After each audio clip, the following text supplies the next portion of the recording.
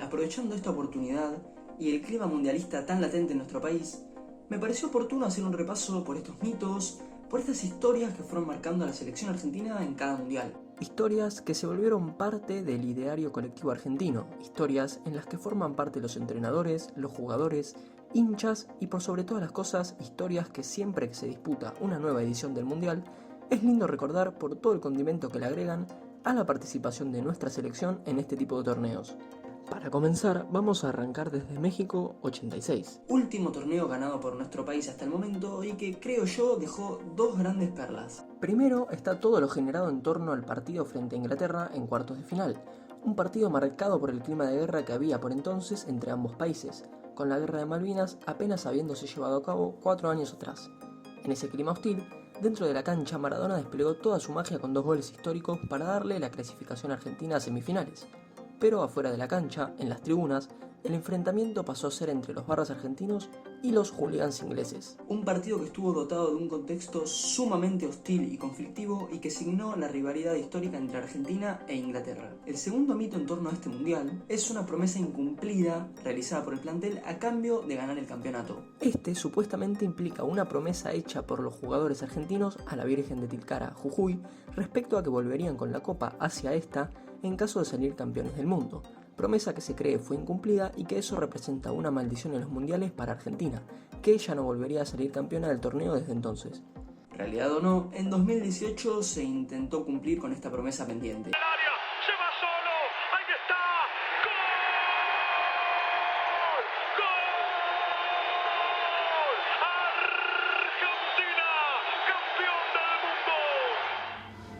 Algunos dicen que fue el cuerpo técnico, otros dicen que fueron algunos jugadores que dijeron que si salían campeones, volvían a Tilcara. ¡Aguante Tilcara!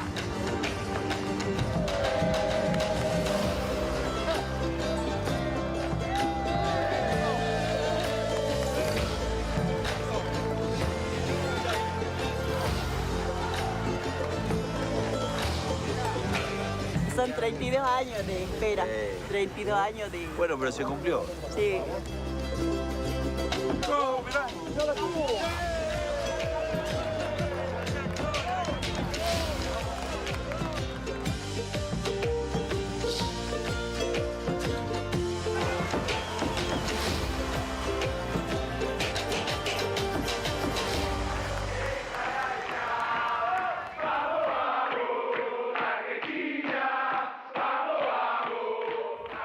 Creer o reventar. Ya en el Mundial de 1990, este sería un torneo que dejaría grandes mitos para la historia de la selección argentina. El primero, sumamente reconocido, es el del bidón de Bilardo. La historia cuenta que en el partido durante Argentina y Brasil por octavos de final, en un partido en el que Brasil fue ampliamente superior, llegó por todos lados y realmente jugó un gran fútbol, Argentina ganó 1-0 con una genialidad de Maradona y una espectacular definición de Canigia. En ese partido, el jugador brasileño Branco se acercó al banco de suplentes de Argentina y tomó agua de un bidón ofrecido por Carlos Bilardo, entrenador argentino.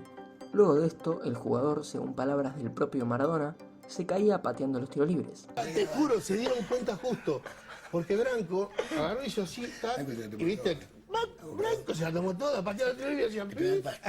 Este tema dio cientos de anécdotas e historias para contar, y lo que se rumorea es que el bidón contenía rohypnol, un sedante bastante poderoso que es lo que explicaría la peculiar actuación de Branco después de tomar de ese bidón. Otro de los mitos de este mundial es el robo sufrido por Argentina en la final del mundo. Esto en sí no contiene una gran historia detrás, es en realidad más bien un debate en torno a una jugada sobre si debió ser cobrado penal o no. Sin embargo, se habla de robo por ser mexicano el árbitro Codesal, en fomento de la rivalidad México-Argentina, y además de que se conspiró en contra de Argentina por haber eliminado a la local Italia en semifinales, favoreciendo con esta jugada a Alemania, que con ese penal logró marcar el único gol del partido y lograr levantar así la Copa del Mundo.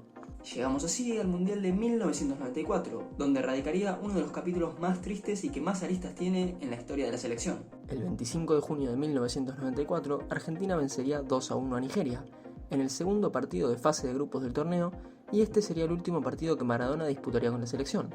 Al finalizar el encuentro, Maradona sería escoltado por la enfermera Sue Carpenter para un control antidoping en el cual saldría positivo por efedrina, sustancia prohibida por la FIFA e encontrada en los suplementos dietarios que consumía Diego. De allí vendría la icónica frase "me cortaron las piernas". Hablan de la efedrina y yo después del partido corrí 10 kilómetros y es testigo Gustavo, vos, Fernando. Y me duele mucho porque me cortan las piernas. Y un sinfín de historias en torno al culpable y al porqué del positivo en el antidoping. Desde descuidos en la preparación física del 10 argentino hasta entregas por parte del presidente de la AFA, Julio Grondona, a cambio de favores y puestos en la FIFA. Lo cierto es que el gran perjudicado fue el equipo argentino, dejando de contar en pleno mundial con su figura máxima y despidiéndose tempranamente en octavos de final frente a Rumania, desperdiciando, dicen los que presenciaron aquel equipo, un plantel que era claro candidato a levantar la copa. Respecto al Mundial de Francia 98, mucho no hay por destacar. Se podría mencionar la negativa del entrenador Pasarela a convocar a algunos jugadores por su corte de pelo, el cabezazo de Ariel Ortega al arquero holandés Van der Sar en cuartos de final, o la ruptura de los jugadores con la prensa. Pero en definitiva fue un mundial que poco dejó para la selección y que lejos estuvo de llegar a las principales posiciones, en un torneo donde los claros favoritos eran Francia y Brasil con un Ronaldo intratable. Ya en el Mundial de Corea-Japón 2002 ocurriría una de las controversias máximas en la historia de la selección. Argentina llegaba como el máximo favorito del torneo, con un gran equipo lleno de figuras, y sin embargo volvería antes de lo esperado por todos, ya que sería incapaz de avanzar de la fase de grupos, en torno a por qué el entrenador Bielsa nunca sumó a probar una formación en la que jueguen juntos Crespo y Batistuta, los dos 9 referentes del plantel. Sin embargo, como mencioné anteriormente, el mayor debate se daría en torno al rendimiento de Juan Sebastián Verón, quien se encontraba jugando en el Manchester United y tras un partido regular con algunas apariciones bastante desacertadas frente a Inglaterra, en lo que supondría la eliminación temprana de Argentina de aquel mundial, le valdría la denominación de ir para atrás, frente al rival anglosajón, lo que sería sostenido hasta el final de la participación de Verón con la selección e incluso hasta hoy en día. Vos tirabas la pelota afuera a propósito porque tenías que volver a Inglaterra, eso es lo que cree mucha gente. No, tienen razón, la tiraba a propósito afuera. Lo cierto es que un flojo desempeño en un partido lejos está de no entregar todo lo posible frente a un rival, pero sin embargo este debate es actualmente sostenido por muchas personas que efectivamente creen que Verón entregó aquel partido frente a Inglaterra. En Alemania 2006, el que para mí es el mejor mundial en lo que va del siglo y el que ya tendrá su propio video aparte, sucederían dos cosas que a día de hoy los argentinos recordamos de aquel torneo. La primera es los cambios realizados por José Pekerman, entrenador argentino, en cuartos de final frente a la local Alemania.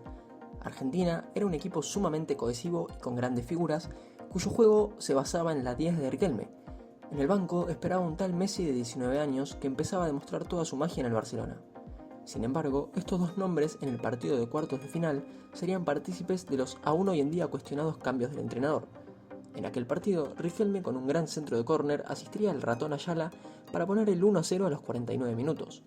En el minuto 71 sería reemplazado por Esteban Cambiaso, en lo que a día de hoy, si uno busca en YouTube el peor cambio de la historia, aparece esta misma sustitución. Apenas 8 minutos después de ese cambio, Alemania empataría el partido. Luego, la imagen de Messi en el banco observando la eliminación de Argentina en penales marcaría otra de las acusaciones hacia Pekerman. La verdad es que nadie sabe qué pudiera haber ocurrido con estos dos jugadores en cancha, pero la recriminación existe por la calidad tanto de Messi como de Riquelme y lo que estos jugadores podrían haber aportado frente a una Alemania desgastada físicamente. El otro mito de este mundial en torno a Argentina es el papelito de Lehmann. El arquero alemán contó con una especie de machete para la tanda de penales con anotaciones acerca de cómo patearían los jugadores argentinos. Lo cierto es que fue bastante útil. Alemania ganó la tanda de penales 4-2 con 2 atajadas del arquero alemán. En el Mundial 2010 realmente tampoco hay muchos mitos para destacar, ¿verdad? Lo más destacable de este Mundial para la selección fue su memorable clasificación, que dependió de goles agónicos y partidos recordados por ser más batallas tácticas que demostraciones de gran juego, y también derrotas increíbles como el 6-1 frente a Bolivia en la altura de La Paz, todo con Maradona como técnico. Quizá esto último sea lo más destacable como mito, ya que en el proceso de las eliminatorias, Maradona reemplazaría a Basile como técnico en un cambio lleno de suspicacias. Resulta que en la Copa América 2007 disputada en Venezuela, Argentina había demostrado un gran nivel de fútbol bajo el mando del Coco Basile, llegando a la final contra un Brasil alternativo. Argentina era favorita, pero el resultado fue un 3-0 a favor de la verde amarela. Uno de los rumores sostenidos en torno a este partido es que fue una cama hecha por ciertos jugadores para que Basile desista de ser el técnico de la selección y así asuma Maradona. Sea esto cierto o no, El caso es similar a lo sucedido con la acusación a Verón en 2002. Es algo que no se puede comprobar y que únicamente aporta al imaginario argentino. Para Brasil 2014 tampoco se encuentran muchas historias del detrás de escena de la preparación argentina para el torneo. Más bien, este mundial es recordado por el desempeño del equipo, llegando hasta la final y con partidos icónicos y memorables en el camino. Sin embargo, puede encontrarse el rechazo que el plantel conformado tenía hacia Carlos Tevez, quizá la mayor ausencia de aquel equipo, y nacería el mito de que la camiseta alternativa azul de la selección en finales es mufa o trae mala suerte, con 2 finales del mundial perdidas por Argentina usando esta camiseta, Italia 90 y Brasil 2014.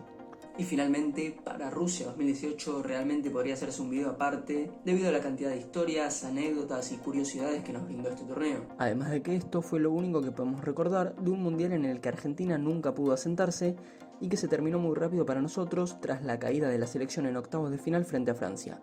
Entre algunas de las historias más recordadas se encuentran las vinculadas al carácter de Sampaoli, entrenador que ya antes de comenzar el torneo había sido escrachado en una discusión en un control policial y luego acusado de acosar a una empleada de la delegación argentina. Con ese clima se llegó al torneo, donde las falencias en la preparación del equipo se notaron adentro de la cancha. Se habló de que los jugadores le tomaron el equipo al técnico y fueron ellos quienes armaron la formación para el partido frente a Nigeria. Se habló de una discusión entre Messi y Becasese, ayudante de Sampaoli, por un comentario de este último sobre cómo el 10 tendría que encarar en una jugada. Se habló de peleas y trompadas entre los jugadores, entre muchas otras cosas. Se arma el quilombo, no sale a ningún lado eso. No. Se arma el quilombo. No hubo así, pendejo. Pavón es un guachiturro. Por eso